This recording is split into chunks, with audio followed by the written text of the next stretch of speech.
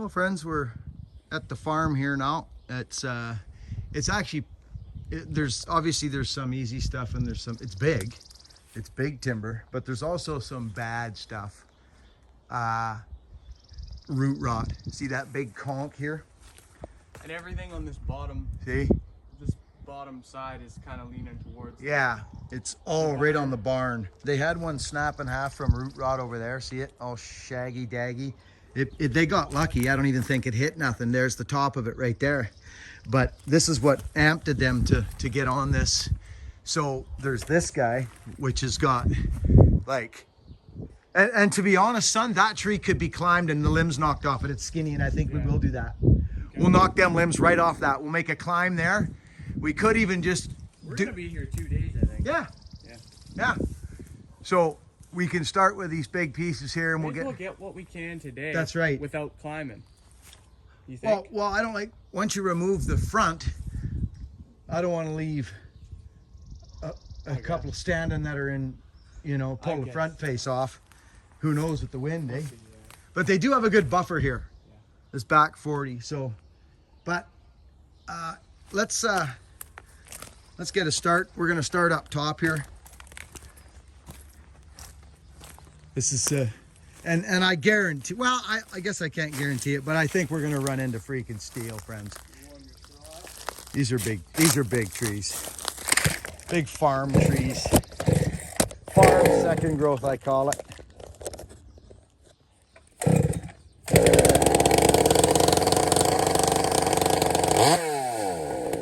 knows what's gonna happen here as far as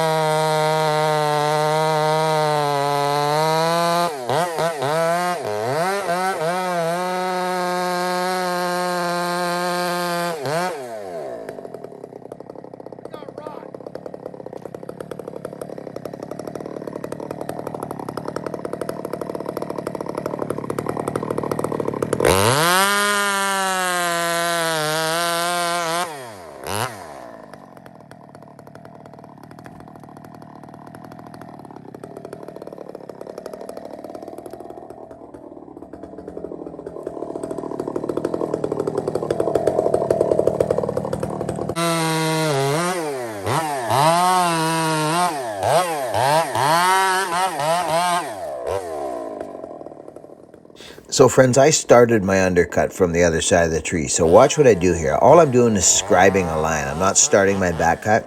On a big tree like this, I like to just scribe my line real quick, go around, and then I'll realize, because it's a big tree, if you're off a little bit, when you get all the way around the other side, you could be off 2 or 3 inches. And here I was. You can see my line is actually on an angle there. So I just change it, and I come in up where I'm supposed to be, and watch how this line, now I know because I just scribed that line will add in right at the end. Again, right, pretty much right bang on. Just watch what I'm doing here.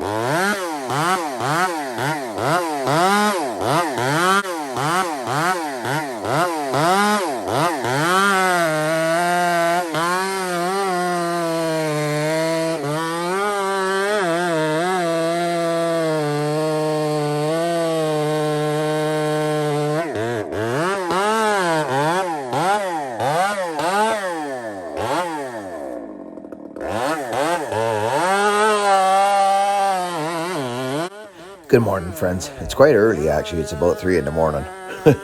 Building this thing. It's my dream, and I don't know who's going to be able to do it, but it seems like Tin Man is onto it.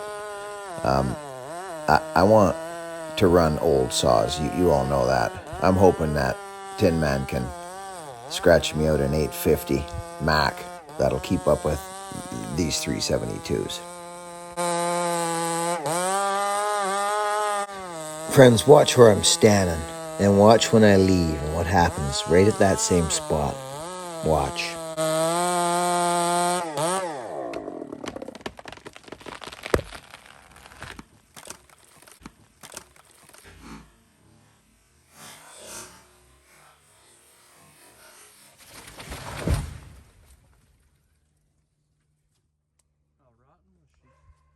It's pretty sound, actually. Not too bad. Post there. Not bad. You go after that one, boy, That one? if you want it. Yeah, for sure. Or you can take that next one beside it. Why not both? No, I'll take this one here you're talking? That's the next tree to go. Yeah.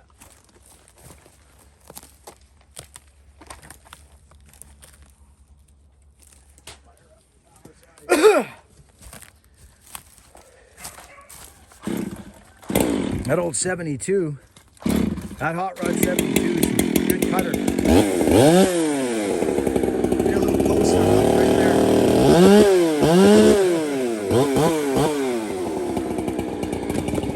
Two at a time, then we can both live at the same time.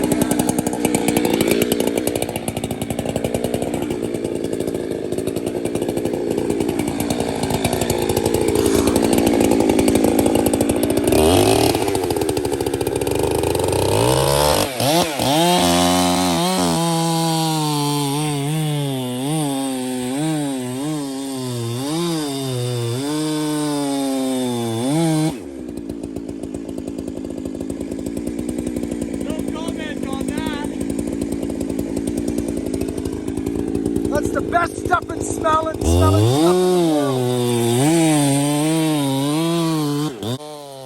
If anyone's wondering, this is Hogan's 365 with a muffler.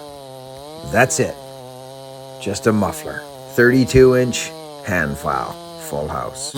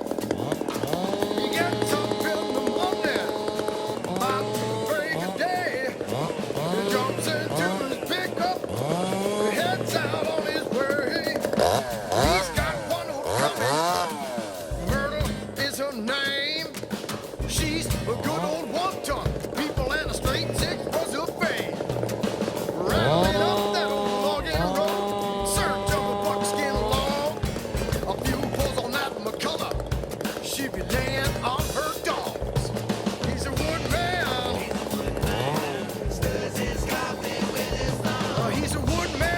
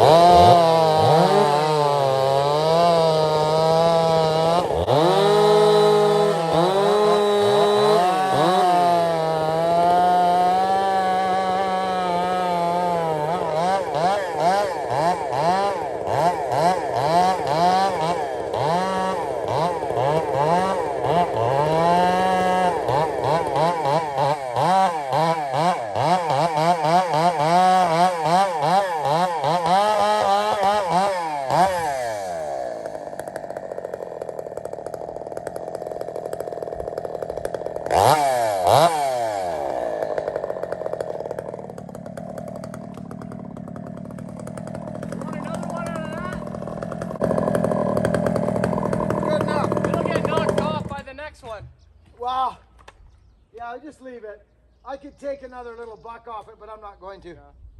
Should we do another? Should we buck this one again? I say we leave it. Okay.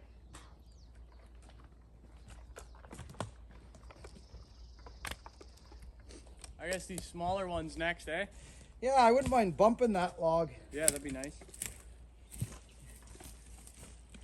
See if I can maybe just that ain't gonna do nothing to it. No, not one. Good morning, friends. I want to talk about something for just a second here. Most of you know, if you've been hanging around this channel, that I talk about and document stuff that I know about. And if I'm doing something that I don't know much about, I'm usually laughing at myself and joking about the fact that let's see how much we can learn doing this. I've spent 25 years on the stump.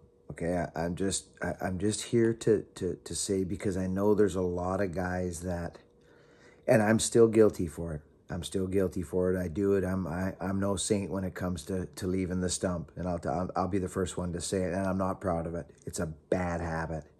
It's a bad habit. I've paid for it. I've paid for it in almost a broken ankle. I've been tossed 15, 20 feet up in the air and off to the side. I've been tossed straight up and back. This was in the early days, friends. I was not broke in falling. I wasn't. I never worked side by side by a veteran. I wish I did. I'll be honest. I wish I did. But I wanted to do it so bad that I just took on work wherever I could, and I was self-taught for the most part, till I got hooked up with Bear Claw, and Danny McGiffin helped me out before Bear Claw. But really, it was trial and error, and I no regrets, but I'm still here, but still, I'm very serious about this. You'll see me in residential settings stay on the stump and steer the stump. So I want you to think about this for a minute, because you guys see me do this all the time. Now, in residential settings, I'm usually threading the needle, and I usually have to stick with the stump, look up as I'm cutting, just to miss that fence or tuck it in here and there. It's legit. It's real stuff. It's what we do. In the bush, you don't need to do that. And as you saw here, friends, if I had stayed on my stump right there where I was standing, right there,